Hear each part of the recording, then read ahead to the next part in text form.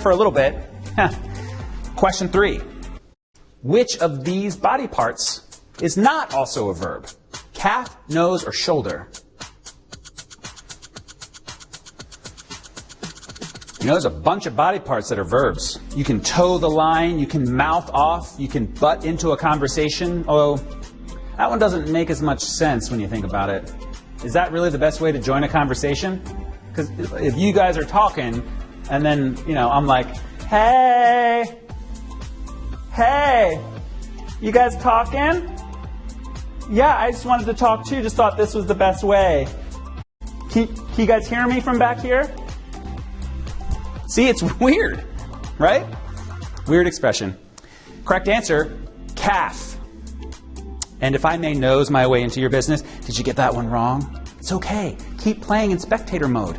We keep adding up your correct answers as points that earn you a mystery box full of prizes you can use in the main game. Question 4. What is the correct order of words in the popular phrase, Veni Vici Vidi, Veni Vidi Vici, or Vidi Veni Vici? It's a Latin phrase attributed to Julius Caesar, who used it in a letter to the Roman Senate after a quick military victory. It means, I came, I saw, I conquered. Okay? That's all you need to know. What? You want me to describe the whole battle for you? I'm an emperor, I'm busy. What? I took our army over to their army, theirs wasn't as good, bada bing, bada boom. I mean, he was Italian, right? Correct answer, Veni Vidi Vici. Caesar's also known for saying, et tu, Brute? Right after that, he said, ho! What do you guys all bring knives? And then right after that, he said, not much. What, you think Shakespeare knew how he talked? Shakespeare's not Italian. Neither am I. So. Question 5. How is this actress's name spelled? Marilyn Monroe? Only one is correct. Her name at birth was Norma Jean Mortensen. Then she was baptized as Norma Jean Baker. Meanwhile, Marilyn Manson was born as Brian Hugh Warner, but the first half of his stage name stood for Marilyn Monroe. Maybe if she had changed her name from Norma Jean to Brian, then she wouldn't have been the shock rocker, or she would have, and then Elton would have written a song about Manson. Goodbye, Brian Hugh. That would have been weird. Correct answer, Marilyn Monroe, I-L-Y-N, right? There are a few people more iconic than Marilyn Monroe. She once sang a sexy happy birthday to President Kennedy. I tried that one time for my wife's birthday. Happy birthday to you. Her wish was that I never do that again. Question 6. Which did Marilyn Monroe not act in? Mean Streets, Some Like It Hot, or The Misfits? Not appear in. Monroe was an actress, model, and a singer. She was in over 25 movies. And although she never won an Oscar, she did win 3 Golden Globes, one of which was auctioned off last year for $250,000. One of her films was called How to Marry a Millionaire, and it sounds like the answer is go to an auction. Find whoever bids the highest and then sing to them? Happy auction to... It would be weird. Yeah, a lot of weird suggestions, I guess, I have tonight. Correct answer is Mean Streets, the first collaboration for Martin Scorsese and Robert De Niro. They mostly do crime films. Maybe next they'll do a rom-com, right? Sleepless in New York. Why don't you meet me at the top of the Empire State Building on Valentine's Day? Then I'll throw you off it, romantically. We should add De Niro to my list of impressions. It's top notch. Question 7. Which, according to AP style, is a correct abbreviation of the word versus in short expressions? VS, V period, S period, or VS period? It's a preposition that means against, and it's mostly used in sports and legal contexts. For example, you can say that the answer to this question is A versus B versus C. But if you went around talking like that, then you'd probably be dealing with the case of bullies versus underwear versus butt crack. Your Honor, I object to the abuse of my client's tighty-whities. Your objection is sustained. Correct answer is VS period. How did you do versus that question? Did it defeat you? will rise again with an extra life. Get one by tapping the heart on your countdown screen to invite friends to play. It works once per friend, so invite them all, except the wedgie givers, of course. They're not invited. Question number 8. Who directed The Matrix? Anna and Josh Bowden, Lana and Lily Wachowski, Peter and Bobby Farrelly. The Matrix, a science fiction film about a dystopian future where humanity is unknowingly trapped inside a simulated reality. You can take the red pill, and I will show you the truth about the Matrix. Or you can take the blue pill and return. Oh, crap. Oh, crap. Where's the blue pill, you guys? Oh, shoot. I dropped it, Neo. We're out of blue pills.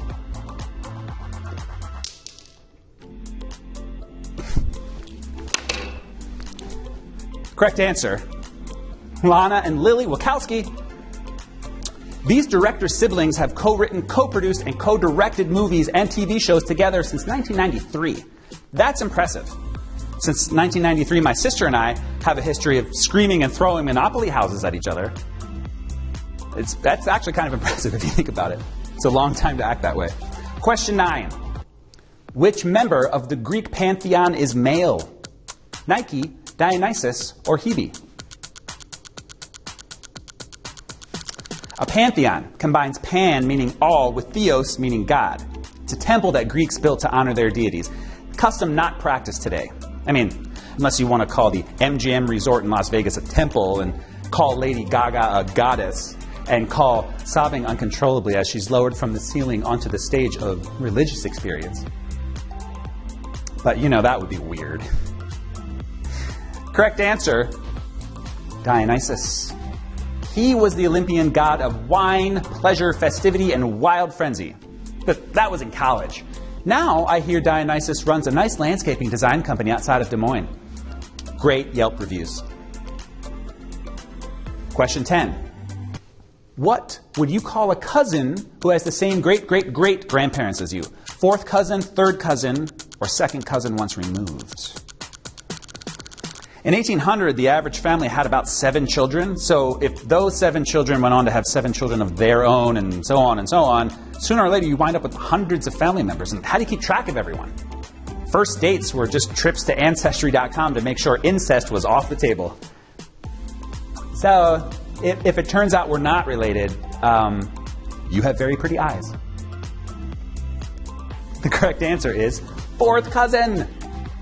And what would you call a cousin who said he was giving you his extra ticket to see Lady Gaga, but then at the last minute took some girl he just met instead?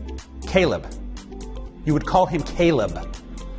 And you would call that question brutal.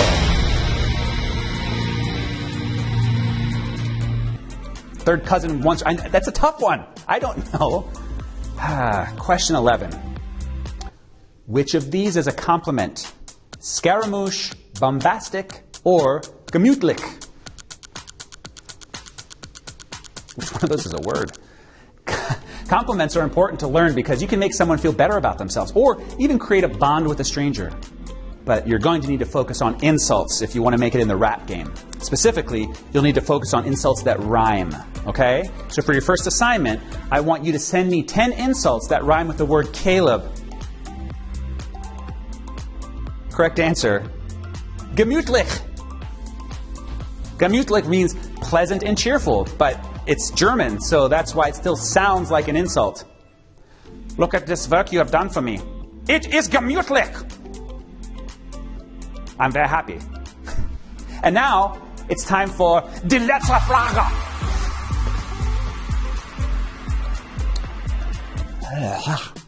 That's German for the last question. Here it is, folks. On our double jackpot day, this is it. Question 12. Which pope was elected before the others? John Paul I, Paul VI, or John the 23rd? And before we process that pope problem, I should remind you that you have only minutes left to earn your manatee badge as part of the Manatee Challenge. If you want to lead an army of manatees to float harmlessly at your command, then, hurry. Also, I should remind you that tomorrow's game also begins at 6:15. Or in Roman numerals, it starts at VIXV Pacific, IXXV Eastern. Just like the Roman numerals in John XXIII, which is the correct answer. John the 23rd was the 261st out of 266 total popes. You know a pope's been elected when the white smoke comes out of that little chimney? Well, who's going to win next time? I don't know. But I, for one, am voting for Olivia Pope the first. And who won tonight's game? Well, let's check the color of the neon fireworks. They're aqua and purple. Again! Yes! That must mean we have over 400 winners, taking home over $20 each. Nice, you guys. I'm talking about Heather L. Fighting Words 2, Merujo, or is it Merujo? Not sure. J's can be silent. But not me. I'm always talking. Congratulations, everyone. I am off till Thursday, but join us again tomorrow at 6:15 when the Venerable Host Imam Crossan I will guide you to another jackpot. Also, I want to give a shout out to my friend Dave Walzer, our technical director, who is leaving us for Boston now that the flowers are in bloom once again. We will miss him. And I now leave you to enjoy the main game as I return to my host closet until they activate me again. I'm your host, Derek Men. This has been Words with Friends Live. Word up and word out.